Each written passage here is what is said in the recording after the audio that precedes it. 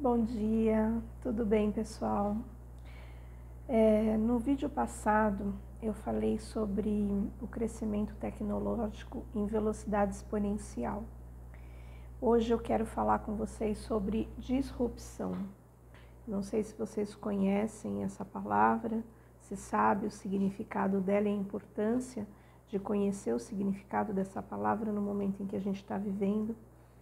Então, hoje eu separei alguns temas relacionados a esta palavra para que a gente possa ampliar a consciência sobre o que está acontecendo com a sociedade nesse momento, avaliar riscos de adoecimento, e adoecimento também é risco de suicídio, e a gente precisa entender, né, o que a saúde tem a ver com a tecnologia, com o mercado de trabalho, com os estudos, com os relacionamentos, enfim, todas as áreas da vida humana. Então, devagarinho eu vou fazendo essa conexão com vocês para que todo mundo entenda a gravidade da situação e a gente possa dialogar enquanto sociedade, encontrar sempre os melhores caminhos para lidar com cada desafio, com cada situação que nós vamos viver daqui para frente.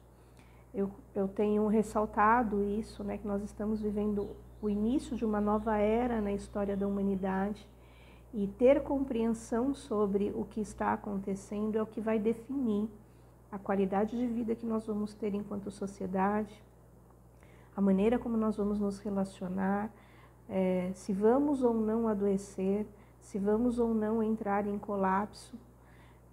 Só o conhecimento, o acesso à informação, a ampliação de consciência que vai fazer com que realmente a gente tenha ferramentas dentro de si para lidar com as pressões que nós vamos estar enfrentando daqui para frente. Então, essa palavra disrupção, ela vem dizer de uma mudança muito drástica na forma como nós nos vemos, como nos relacionamos e como percebemos tudo, todos e a nós mesmos no mundo. Eu gosto muito de ressaltar, né, assim, então, disrupção vocês devem associar à palavra mudança. Só que não é uma mudança simples. A gente já tem um desconforto quando a gente fala em mudança, porque tira a gente daquilo que nós estamos acostumados, dos nossos hábitos. Quando fala em mudança, significa algo novo. Então, logo, é uma situação desconfortável. Mas esse tipo de mudança que envolve a palavra, né, disrupção, ela vai além dessas mudanças que nós já consideramos desconfortáveis. Ela é para mais. Então, é um desconforto não só do campo do pessoal, mas do campo do coletivo. A sociedade fica desconfortável. Então, vamos entender um pouco melhor como que isso funciona. Há um impacto, né, que transforma a maneira como nós vivemos. E quando eu falo num impacto que transforma a maneira como nós vivemos, eu estou ampliando isso para tudo, né? Não há nenhuma área da vida humana que não seja afetada pelas disrupções. Então, elas são tecnológicas, elas são sociais, elas são acadêmicas, elas são profissionais, elas são na área da saúde, elas envolvem política, administração, formas de governo, todas as áreas da vida humana são afetadas. A gente está falando aí de mercado financeiro, de indústria, de vários setores da vida humana. Então, não há como você dizer assim, isso não vai me afetar, vai te afetar. Né? Você pode dizer, não, eu estou em segurança porque eu tenho uma estabilidade financeira, porque eu sei gerir muito bem as minhas emoções. Não tem como isso não te afetar de alguma maneira, porque se afeta toda a sociedade, todo mundo vai ser impactado por essas transformações. Então, é importante entender que a capacidade, né, que nós temos de interpretar a realidade, de perceber as coisas, ela vai mudar.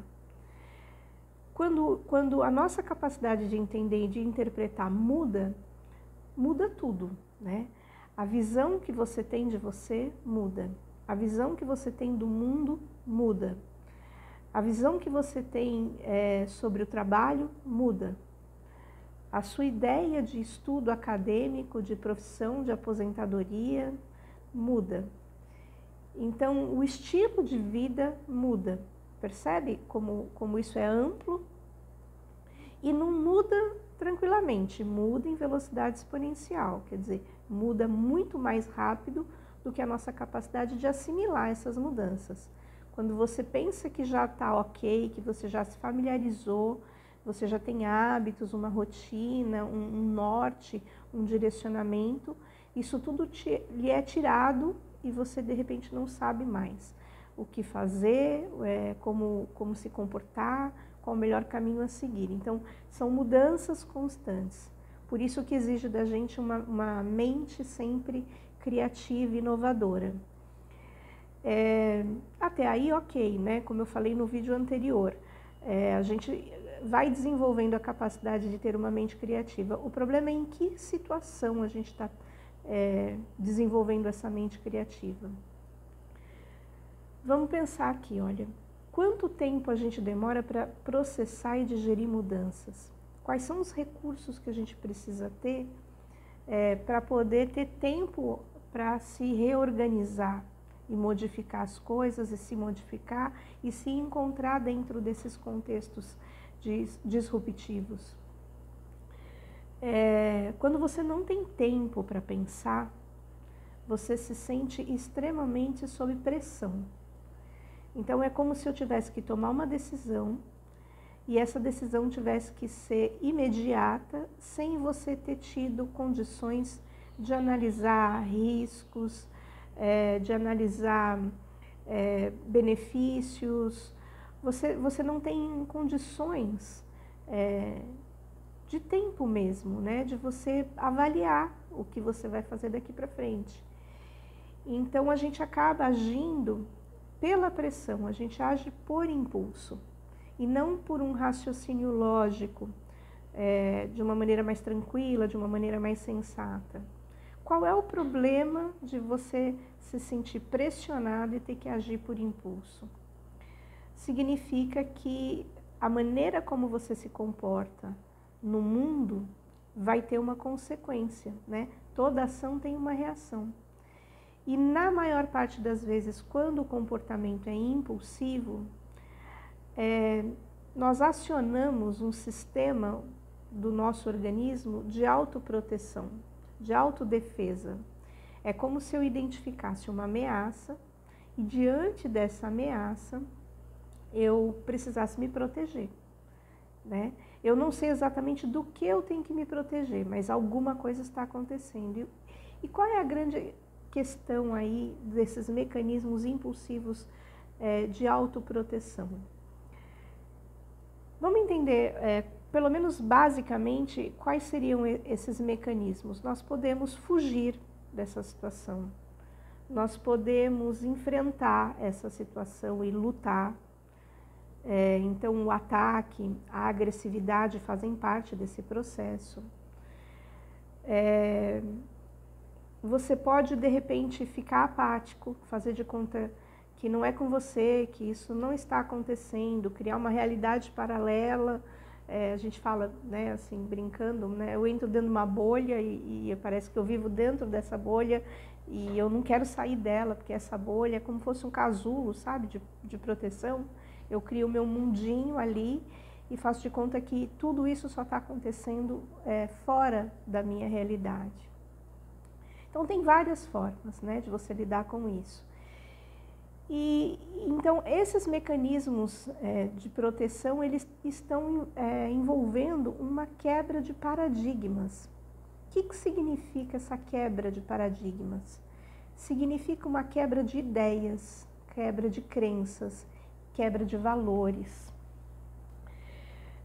Pense assim, olha, você tem uma noção de quem você é. Você se posiciona no mundo à medida que você se desenvolve. Então, eu tenho um tipo de escola, um tipo de família, um tipo de educação, um tipo de cultura, de forma de viver, de aprender, de me relacionar com as pessoas. Essa quebra de paradigmas, ela diz que Estas ideias que antes estavam muito sedimentadas, muito concretas na minha linha de raciocínio, que me davam uma certa segurança de dizer quem eu sou, né, para mim mesmo e como eu me apresento para a sociedade. Então você tem uma identidade pessoal e você tem uma identidade profissional que diz quem você é e o que você faz no mundo, né? Esse conhecimento sobre si se perde. Então, num determinado momento, eu vou falar aqui da minha área, né? Eu sou psicóloga, eu estudei para ser psicóloga, de repente eu não sou mais psicóloga. Essa profissão deixou de existir. Então, o que vai acontecer diante desta nova realidade? Eu preciso encontrar uma outra profissão, um outro meio de sustento. E toda profissão, ela também envolve um projeto de vida, um sonho de vida. As pessoas procuram exercer um trabalho, na maior parte das vezes, né, quando você tem condições para isso, você tenta ir em busca daquilo que te faz sentido, que venha de encontro aos seus valores pessoais, aquilo que você anseia para a sua vida, para a sua carreira, para o seu futuro. Claro, quando a situação não é tranquila, você acaba aceitando qualquer coisa, né? Qualquer emprego serve, desde que você tenha meios de pagar suas contas, de se alimentar, de ter um mínimo de conforto e dignidade. Muitas vezes as pessoas nem trabalham naquilo que elas gostam, mas naquilo que traz alguma renda financeira para ela. O que também é um problema, né? Porque você desempenhar uma função que faz sentido para você, faz com que você se sinta muito melhor, né, dentro do ambiente de trabalho. Quando você faz uma coisa por obrigação, parece que você não tem a liberdade de criação. E numa geração que nós vamos precisar ser criativos, você não ter liberdade de criação é um problema, né? Então, nós estamos falando de duas questões fundamentais, né? Projetos de vida, sentido de vida e necessidade básica de vida, de sobrevivência. Se eu não sei mais quem eu sou, então se eu não sou mais uma psicóloga, eu não me apresento mais para o mundo, né? Olha, eu sou psicóloga. Normalmente se você está acostumado a estudar pelo YouTube, você vai ver que os profissionais têm essa tendência de dizer: olá, boa tarde, meu nome é Priscila Imperial, eu sou psicóloga, eu trabalho com suicídio, com prevenção do adoecimento psíquico. As pessoas se apresentam, né, dizendo qual é a atividade profissional que elas exercem. Quando a gente fica numa incerteza de estabilidade profissional, nós não sabemos como vamos nos apresentar. Se o conhecimento que nós temos, ele é útil para a sociedade ou não. Então, começamos a enxergar um nível de insegurança pessoal e profissional. Nesse contexto, o ser humano se sente extremamente vulnerável, como se aquilo que ele tinha de mais precioso, que eram as capacidades que ele tinha, né, de exercer determinada profissão, muitos anos de estudo. Você estudou aí medicina, se você estudou direito, se você estudou arquitetura, urbanismo, enfim, não sei a área, né? Área financeira, se você fez faculdade de administração de empresas, independente da área que você estudou, você levou anos para você ter o conhecimento que você tem hoje. E você levou anos, às vezes, para se destacar profissionalmente falando em relação ao teu trabalho e no mercado, né, que você exerce essa função. E aí, de repente, você não tem mais essa área. Ou essa área que você tem, você precisa inserir ferramentas que você não domina, que você não tem conhecimento. Então, o que acaba acontecendo quando você se vê deslocado, pessoalmente falando e profissionalmente falando? Você pode desenvolver uma visão positiva e enxergar isso como um desafio, ou você pode ver isso de uma maneira negativa, olhando para isso com pessimismo, vendo mais os problemas, as dificuldades e se sentindo exausto muitas vezes para acompanhar tudo isso, porque, como eu falei, é numa velocidade exponencial, então a tendência que a gente tem é ter que se dedicar o dobro para se atualizar o tempo inteiro. Parece que isso não tem fim. Quanto mais eu me atualizo, mais coisas eu descubro que eu preciso saber e ferramentas que eu preciso ter, né, para poder ficar inteirado, né, do que está acontecendo, de como sobreviver e de como trabalhar, do que estudar. E aí, diante dessa pressão toda, algumas coisas acontecem com a gente que são muito preocupantes, né? Por quê? Percebe que toda essa tensão tem um impacto sobre a sua saúde? As pessoas muito tensas, muito preocupadas, sobre um nível muito grande de estresse, começam a desenvolver um nível alto de ansiedade, de autocobrança. Eu preciso saber, eu preciso fazer alguma coisa para me atualizar, que curso eu tenho que fazer, para onde eu tenho que ir. A gente começa a se questionar, né, como que vai ser daqui para frente. Então, esse nível de ansiedade faz com que as pessoas não durmam bem. E não dormir é um problema, né? Eu tenho falado muito sobre essa questão da insônia, porque a insônia é um fator de estresse que pode ser considerado, vamos dizer assim, um dos principais fatores do suicídio. Pessoas que não conseguem dormir bem, elas ficam mais pilhadas do que elas já estavam. Então, o sono é uma coisa fundamental. E é durante o sono que o seu corpo se autorregula. Então, enquanto você dorme, o seu corpo trabalha, né? Então, é importante entender o que está acontecendo enquanto você dorme. Por que o sono é tão essencial na vida da gente? Pessoas extremamente ansiosas, preocupadas, tensas, não dormem bem. Então, há um desequilíbrio orgânico naquele corpo. E esse desequilíbrio orgânico faz com que você se sinta extremamente agitado, tenso. Então, você não pensa direito, você age também movido a esse estresse, a esse estado tensionado, né?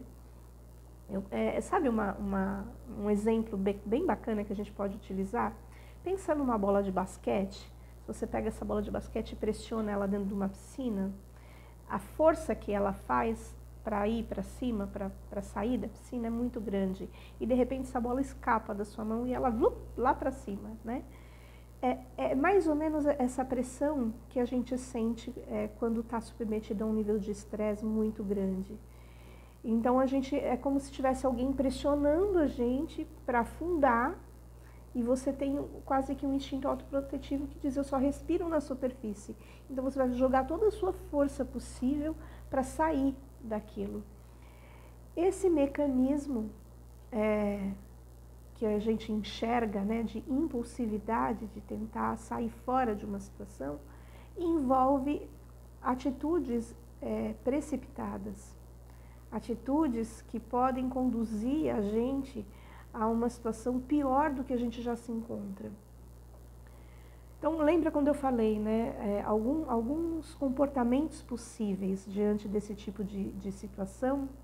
É a apatia. Então, eu faço de conta que eu não me importo, até que eu me convenço que realmente nada disso me importa. A fuga. A fuga, às vezes, a pessoa fala: eu não quero nem ouvir falar, eu não quero saber, eu não quero entender, isso é complicado demais para mim. Então, tem a questão de você se esquivar e de fugir, né? Então, muitas vezes você nem entra em contato com a situação, com essa realidade. Ao ataque, então eu me sinto sob ameaça, então ou eu vou para baixo da cama, me escondo, me tranco no quarto, me fecho dentro da minha casa, não quero contato com ninguém, não quero falar com ninguém, ou eu ataco as pessoas porque eu enxergo essas pessoas como perigosas. Então, tudo eu brigo, tudo eu questiono, tudo eu julgo, a minha tolerância fica pequena, a minha impaciência fica muito grande. E um outro comportamento possível é a paralisação, né?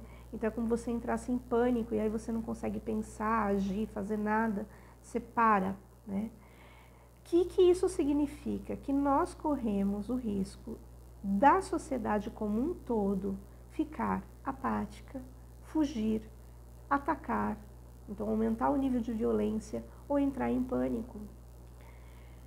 Tudo isso movido a não saber mais quem ela é, para que rumo ela vai, o que ela vai fazer, de onde vai vir o sustento, a sobrevivência, a perda dos sonhos, o cansaço de ter trabalhado e investido anos na sua vida profissional.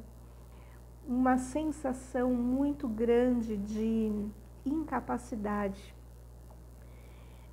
Essa questão da incapacidade, eu vou compartilhar com vocês agora um sentimento que eu tive quando eu adoeci. Né? Eu não percebi no momento em que eu estava em caminho de adoecimento, em colapsar minha mente. Eu achava que estava tudo ok. Então você vai tendo sintomas e você vai achando que esses sintomas são normais. Você imagina, por exemplo, eu estou com dor de cabeça.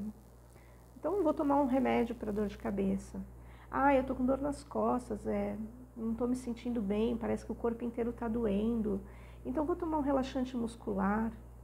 E você vai no médico o tempo inteiro por queixas de dores, de mal-estar, dor no estômago, enjoo, várias coisas que você vai vendo, né?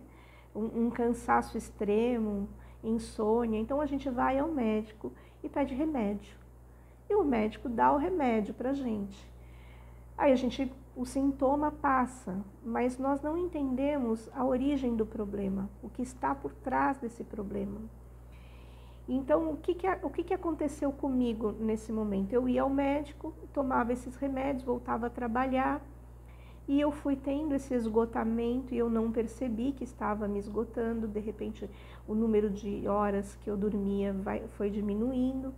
Quando eu vi, eu colapsei, né? Quando eu vi, eu surtei, já não queria mais ir para o trabalho, não queria fazer mais nada, não tinha energia para mais nada, nem para pensar, né? E a cabeça da gente, nesse momento, né, muito grande de tensão, de estresse, de desespero, ela realmente não consegue parar para refletir sobre nada. Então nem adianta ninguém tentar explicar nada para uma pessoa que chega nesse estado, porque a capacidade cognitiva dela de processar informação, de entender as coisas, fica realmente prejudicada. Então, o que acontece, né? A gente vai para o psiquiatra vai dar aí algumas medicações para a gente, tanto para que a gente melhore o nosso ânimo, né? Seriam os antidepressivos, tanto para a gente poder dormir, os ansiolíticos, os benzodiazepínicos e por aí vai. Os calmantes, né, que a gente fala. Então, passado aí 2 semanas pela nossa legislação, automaticamente você cai na caixa. Então, você é afastado do trabalho por problemas de saúde. E eu me recordo nitidamente, né, eu tenho uma memória nítida de ter pego um documento do INSS na minha mão, olhado para aquele documento e lido, né, ali que Priscila Imperial, estava incapacitada para o trabalho. Esta palavra, estar incapacitada para o trabalho, foi como, eu posso dizer assim para vocês, a morte. Porque eu já vinha num crescente de não me sentir capaz para nada, né? Eu já vinha num crescente de não me sentir capaz de ser filha, de ser esposa, de ser mãe, de ser amiga. Dentro dos meus relacionamentos pessoais, eu já estava me sentindo incapaz. Eu não conseguia conversar da maneira apropriada com as pessoas que eu mais amava. De repente, eu também me senti incapaz para trabalhar. E aquele documento afirmava que eu estava correta, eu realmente estava incapacitada. Numa sociedade, né, que enxerga, a maneira como a gente vê as coisas, as nossas ideias, crenças e pensamentos são muito baseados numa concepção social de realidade. E nós vivemos numa sociedade que considera valor como capacidade de produção. Então, se eu não consigo produzir, né, isso me torna incapaz. Então, portanto, automaticamente a gente associa isso a uma desvalorização. Eu não sou útil para a sociedade. Eu não tenho valor para a sociedade. Então, você sentir que você não tem utilidade, que você não tem valor, né, para a sociedade, ou até mesmo para a sua família, é o mesmo que dizer, então, por que eu vivo? Né? Qual é o sentido da minha vida? O que eu faço agora? As pessoas vão sentir que eu sou um peso, que eu sou um fardo a ser carregado. Esses pensamentos passam pela cabeça de todos nós nesse momento. Então, o risco de você cair numa profunda depressão, veja como tudo isso foi começando, né? Então, faça essa linha de raciocínio. Então, primeiro eu tenho a disrupção tecnológica. Essa disrupção, ela passa a ser uma disrupção social. Ela muda a maneira como eu estudo, como eu trabalho, como eu me relaciono. Essas mudanças geram em mim um nível alto de ansiedade, uma ideia de incerteza. Eu não sei mais o que eu vou fazer, o que eu vou estudar, quem eu vou ser, se vai ter aposentadoria, se não vai, qual é o caminho que eu vou seguir. Entende como tudo isso vai, uma coisa levando a outra, e aí você vai se sentindo cada vez mais pressionado. E essas pressões aumentam a sua ansiedade, e essa ansiedade faz você não dormir bem, desregula o seu corpo. Entende a linha de raciocínio que eu estou trazendo aqui para vocês?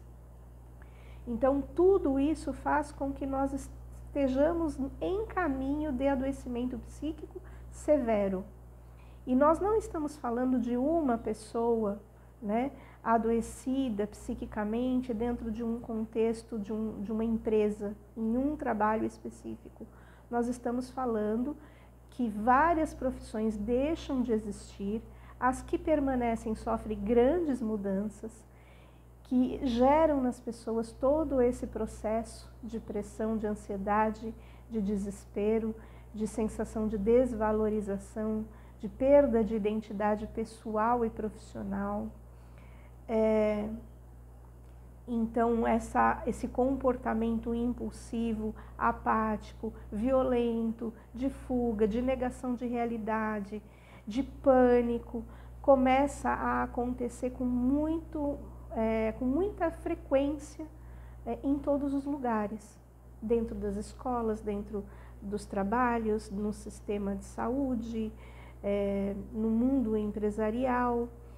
Você vai falar, e agora? Mas o meu mercado eu acho que não vai ser impactado, o meu ramo de trabalho eu acho que vai estar ok. Você pode acreditar que vai estar ok, mas para que o seu negócio não seja afetado, você precisa que as pessoas que compram os seus produtos ou serviços tenham um poder aquisitivo para continuar comprando. Se essas pessoas vão colapsar, se elas vão perder o emprego delas, se elas vão perder a estabilidade financeira delas, significa que elas vão gastar dinheiro com o básico. E o básico é comida, né? E quando o preço da comida fica muito alto e você não consegue nem o básico, a violência entra em vigor, porque vira a lei da selva, né? Até então você pensava, bom, eu vou procurar outro trabalho, eu vou me especializar. Então você começa a fazer contas do nível do absurdo. Você começa a pensar, né? Eu vou pagar o aluguel, ou eu vou pagar água e luz e internet? Eu vou pagar a luz ou eu vou comprar comida? A gente começa a entrar numa saia justa muito grande. Você já abriu mão de ter carro, você já abriu mão de passeios, de viagens, de comprar roupa, você já abriu mão de várias coisas na sua vida. E nesse momento você começa a abrir mão das coisas que são básicas de sobrevivência. É impossível um ser humano submetido a tamanha pressão, ele não surtar, ele agir com naturalidade, né? Ele tem um instinto autoprotetivo que diz que ele precisa sobreviver a qualquer preço. Então, o estresse, a pressão muito grande faz com que a gente conduza a sociedade à lei da selva, né? É um salve-se quem puder. E então, como é que a gente desenvolve uma sociedade criativa em meio ao caos? O que nós podemos fazer, né, diante de tudo que está acontecendo, para que a sociedade não entre em colapso? A primeira coisa que me salta aos olhos é você enxergar os pilares do suicídio. Apenas as pessoas que conseguem compreender os pilares do suicídio vão conseguir ter habilidades emocionais de gerenciamento de crise, de lidar com o absurdo da lei da selva, né? E nós precisamos multiplicar esse tipo de informação. Então, quais são esses pilares do suicídio que eu me refiro? As pessoas vão se sentir desprotegidas, então nós vamos precisar dar proteção uns para os outros. As pessoas vão se sentir desamparadas, então nós vamos precisar ser amparo umas para as outras, mesmo se sentindo desamparado. As pessoas vão se sentir desvalorizadas, então nós vamos precisar valorizá-las nos mínimos detalhes. Então, quais são as mínimas capacidades que eu noto naquela pessoa? Eu preciso valorizar isso. Eu preciso mostrar para aquelas pessoas as competências que ela tem, né? Coisas que muitas vezes, quando nós estamos submetidos ao estresse, nós somos incapazes de ver em nós mesmos. Então, alguém tem que dizer para a gente, olha, mas espera um pouquinho, você sempre teve habilidade nisso. Você tem essa capacidade preservada. Olha quanta coisa incrível você fez. Então, ter pessoas do lado que enxergam as nossas capacidades, os nossos dons, vai ser fundamental daqui para frente. Um outro ponto muito importante, nós vamos precisar de um lugar de pertencimento na vida uns dos outros, porque a gente não vai se sentir fazendo parte de nada.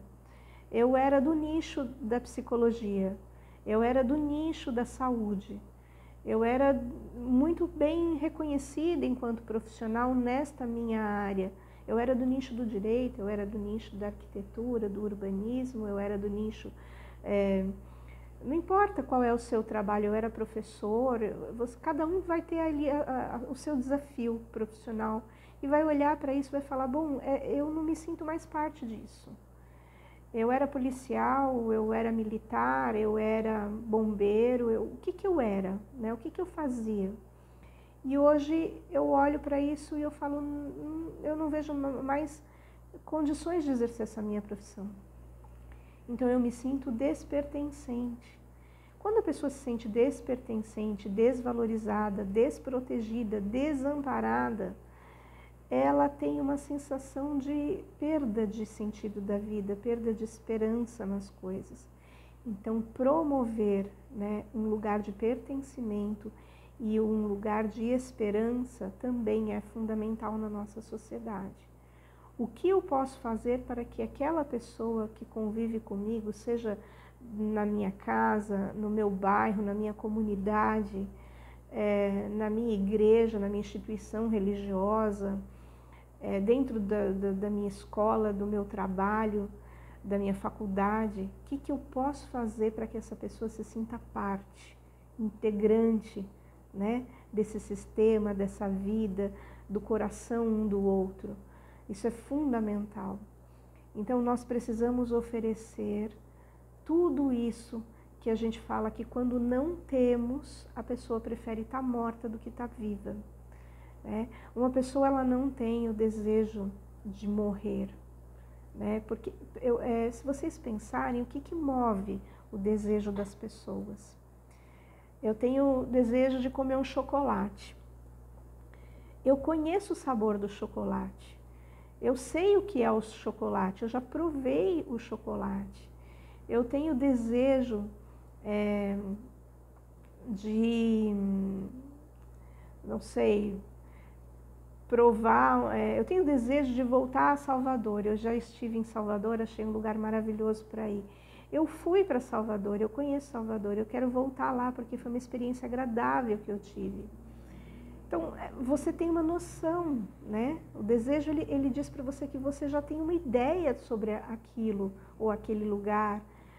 E nós nunca morremos, né? Então, de onde veio o desejo de morte? O desejo de morte vem do desespero de vida. Toda vez que a vida se torna um lugar completamente apavorante, quando o terror psíquico entra na nossa mente e diz que nós estamos em ameaça e que essa ameaça é eterna e que não tem para onde correr, essa crença, né? Essa dureza, essa firmeza de pensamento que parece que não muda, que não consegue enxergar nada com bons olhos, é o que conduz a gente para o suicídio. Então, sim, nós corremos o risco de aumentar de uma maneira absurda o número de suicídios no Brasil, no mundo, simplesmente porque nós não estamos tendo condições de oferecer o básico uns para os outros. Então, nós precisamos ser essa rede de apoio que ampara, que cuida, que protege, que valoriza, que diz, olha, você pertence ao meu coração. Em último caso, você pertence ao meu coração. Eu gosto muito daquele filme e do livro que eu estou lendo agora, A Culpa é das Estrelas, porque é um filme que aborda a questão do câncer, né? Não sei se vocês já assistiram, mas num determinado momento, né, um romance, né, um casal, os dois estão em estado muito avançado de câncer, em risco de morte iminente, eles se apaixonam. E aí, no enredo, né, ele fala que ele queria ser famoso, né, e ela mostra, com toda a doçura dela, que ele foi muito famoso para ela. Tem uma frase que eles falam, que inclusive está no livro, depois de um outro momento eu pego esse livro e eu leio essa frase na íntegra para vocês, mas ela quer dizer assim, você compõe o meu infinito, né? Então, se você compõe o meu infinito, você pertence a um lugar no meu coração que é infinito, que é gigante, é impossível contar, né? Então, esse lugar de pertencer é um jeito da gente oferecer esperança no mundo. Precisamos construir um lar, né, no meio das tecnologias. Um futuro que faça sentido para nós, seres humanos.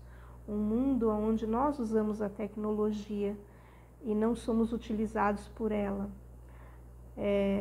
Nós servimos de ferramenta para o desenvolvimento da tecnologia.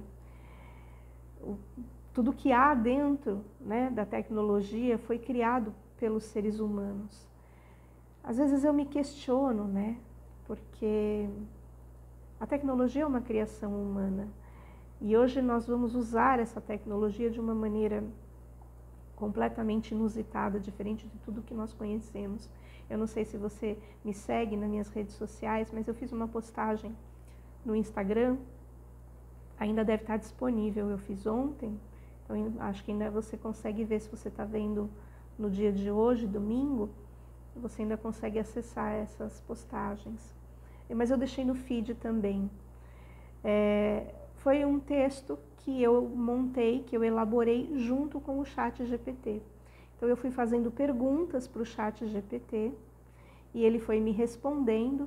E com base nas respostas dele, eu fiz novas perguntas e outras perguntas e fui interagindo, né, com o ChatGPT, construindo ideias, construindo ampliação de percepção, de consciência social. E foi muito interessante como ele é realmente inteligente, né? Ele traz informações que fazem a gente pensar. E eu publiquei essas informações, né, e dei os créditos no final da minha postagem eu dei os créditos, né? Eu falei, esta publicação foi uma construção com base em um diálogo que eu tive com o ChatGPT. Acho muito importante a transparência, né? Nós vamos ver muita coisa sendo divulgada na internet, nas redes sociais, em todos os lugares, né? Revistas, livros, e-books, feeds, stories, vídeos que foram criados pelo ChatGPT, que foram criados pela inteligência artificial. De maneira que nós vamos perder um pouco a noção de quem está falando com a gente, se é um ser humano ou se é um chat. Então, quando você utiliza o ChatGPT, vai parecer para muitos, eu não vou ficar fazendo propaganda do ChatGPT, propaganda da OpenAI, não é isso, não se trata de propaganda. Se trata de você ter transparência na maneira de comunicar a informação. Por quê? É a transparência que gera segurança. Se você não sabe a origem de um conteúdo, se você não sabe como ele foi formado, você tem dúvidas como eu vou dizer assim, se é confiável, né? Esse conteúdo ele é confiável, como que essa pessoa colocou isso, de onde ela tirou essa ideia, como que a gente vai saber? E é muito importante que, se você colocar um texto na íntegra do ChatGPT, você coloca lá que esse conteúdo foi criado pelo ChatGPT.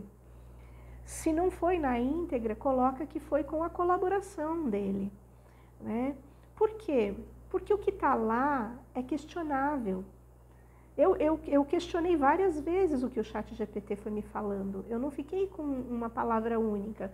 Então, por exemplo, se eu pesquiso lá a respeito de crescimento tecnológico, e ele fala uma palavra, vamos dizer que eu não saiba o que é, então eu pergunto ao ChatGPT, o que é exponencial? Aí ele vai me dar uma resposta. E aí, com base nessa resposta, ele vai talvez falar algum termo, alguma outra palavra que eu desconheço. Então eu vou perguntar para ele, você pode explicar para mim o que significa essa palavra? Ele vai explicar. Aí você pode perguntar para ele quais foram as fontes que você utilizaram para você saber isso. Ele vai te dar as fontes. Eu fiz uma pergunta para o ChatGPT a respeito de um texto de Freud. Eu falei, você conhece esse texto, Porque a Guerra? E ele me falou o ano que foi escrito, o que estava dentro do texto. Então eu perguntei para ele, você tem condições de me oferecer uma análise crítica desse texto de Freud? Ele me deu a análise crítica do texto.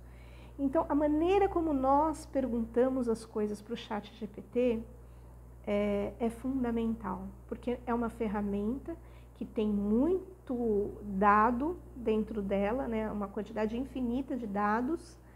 Esses dados você pode ter acesso a ele sabendo fazer as perguntas corretas para ele, desenvolver linhas de raciocínio a partir disso e aí sim criar os seus conteúdos, as suas postagens.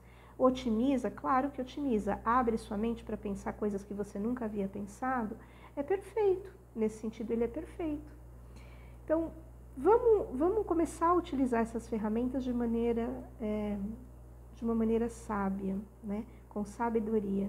Ferramenta inteligente utilizada por pessoa dotada de sabedoria, que faz as perguntas certas para ter as respostas corretas e as publicações corretas. Vamos avançar, né, a nossa maneira de nos relacionarmos uns com os outros.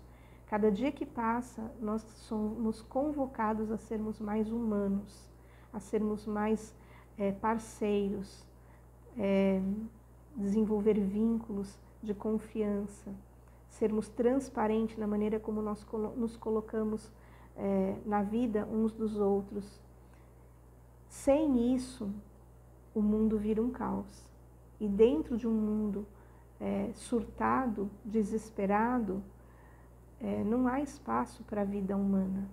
Por isso as pessoas vão preferir a morte do que a vida. Nós temos condições de agir enquanto é tempo, reverter essa situação, multiplicando esse tipo de conhecimento que eu estou oferecendo para vocês agora. Então não deixa que ninguém se sinta incapaz, né? Não deixa que essas disrupturas afetem o seu emocional. a beleza do seu ser enquanto humano, né? Vamos formar uma rede de apoio, vamos criar vínculos, vamos ajudar uns aos outros a encontrarmos esse elo, né? Que vai se perder de uma maneira muito grande, numa velocidade muito grande, mas que nós podemos dar uma freada nisso à medida que a gente compartilha valores fundamentais para a dignidade humana, tá bem? Contem comigo nessa jornada, compartilhem meu vídeo. Eu agradeço muito os comentários, os feedbacks que vocês vão me dando, vai me dando ideias de novos vídeos. O meu tempo é escasso para postar vídeo, então eu estou tentando fazer pelo menos um por semana ou a cada 10 dias, mas eu vou estar postando coisas importantes aqui. Então me sigam nas redes sociais, no meu Instagram. Você me localiza como Priscila Imperial, né? Então, em qualquer rede social você me localiza como Priscila Imperial. Eu conto com a presença de vocês, com o compartilhamento de vocês para a gente buscar construir um mundo mais saudável, mais tranquilo, um lar para se viver, tá bem? Beijo grande para todos vocês, obrigada.